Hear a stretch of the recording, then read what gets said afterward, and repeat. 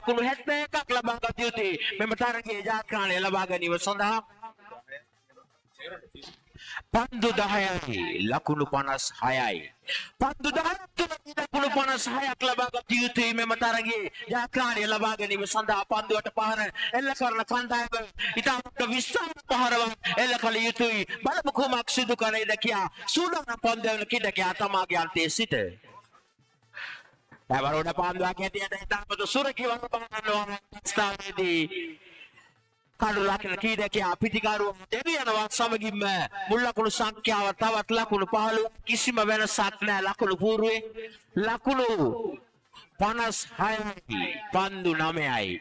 පන්දු 9ක් ලකුණු 59ක් ලබා ගත යුතුයි මෙම තරගයේ ජයග්‍රහණය කිරීම සඳහා. දැන් පන්දු රකින්න කණ්ඩායමට ඉතාමත් වැඩි වාසි තත්ත්වයක් උදා තිබෙන ආකාරය තමයි දකින්න තිබෙන්නේ. බලමු පිටිකරුවා සූදානම්. පන්දු යවන කීඩකයා තමාගේ අන්තයේ සිට ප්‍රධාන විනිශ්චයකාරතුමාන් පව් කරමින් පන්දුවක් යවනවා. තාමත් වඳ පන්දුවක් අවස්ථාව.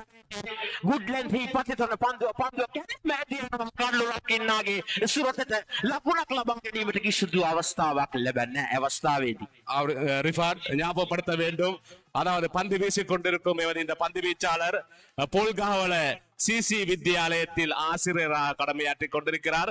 இதே போன்று நேற்றைய தினம் கூட விமானப்படையில் அதாவது வேலை பார்க்கும் எமது அப்துல் ரஹ்மான், அதே போன்று எமது இலங்கை போலீஸ் படையில் வேலை பார்த்த இன்னும் ஒரு வீரர் இந்த போட்டிகளுக்காக வேண்டி களம் நுழைந்திருக்கிறார்கள். ஆனால் நான் விசேஷமாக கூறிக்கொள்வது என்னவென்றால், இந்த போட்டிகளில் விளையாடும் பொழுது எமக்கு சிலர் ஆசிரியராக இருக்கக்கூடும், அதே நேரம் போலீஸ், விமானப்படை இப்படி பலர் இருக்கின்றனர்.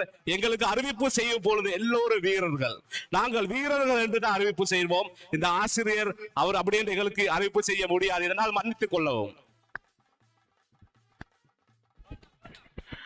එවර පායින්ෙන් පිටතේදී යන පන්දුව වයිට් පන්දුවක් ඇටියට සංඥා ලබා දෙනවා ප්‍රධාන විනිශ්චයකාරතුමා. මුල් ලකුණු සංඛ්‍යාව ලකුණු 17යි ලකුණු 71ක් ලබා ගත යුතුයි තරගයේ ජයග්‍රහණය කිරීම සඳහා සූදානම් පන්දුවන ක්‍රීඩකයා. ඉතාමත් වල පන්දුවක් අවස්ථාව කැපීම සමගින්ම තාතීරුවේ පන්දුව අවුට්සි පන්දුවක් බවටයි පත් වෙන්නේ. පිටිකරුවා සම්පූර්ණයෙන්ම පරාජයට පත් වෙනවා. ඒ අවස්ථාවේදී පන්දුව තේරුම් ගැනීමට අවස්ථාවක් ලැබෙන්නේ. අවස්ථාවේදී පිටිකරුවාට නැත සූදානම් පන්දුවන ක්‍රීඩකයා දිවෙනවා පන්දුවේ සඳහා ප්‍රධාන විනිශ්චයකාරතුමා පව් කරමින් පන්දුවක් යවන අවස්ථාවේදී උඩ පන්දුවක් ඇටියට ඉතාමත්ම ලේසියෙන්ම පන්දු කඩලු රකින්න ක්‍රීඩකයා තමාගේ ඉස්සරහට ලබා ගන්නවා. සමගින්ම ක්‍රීඩා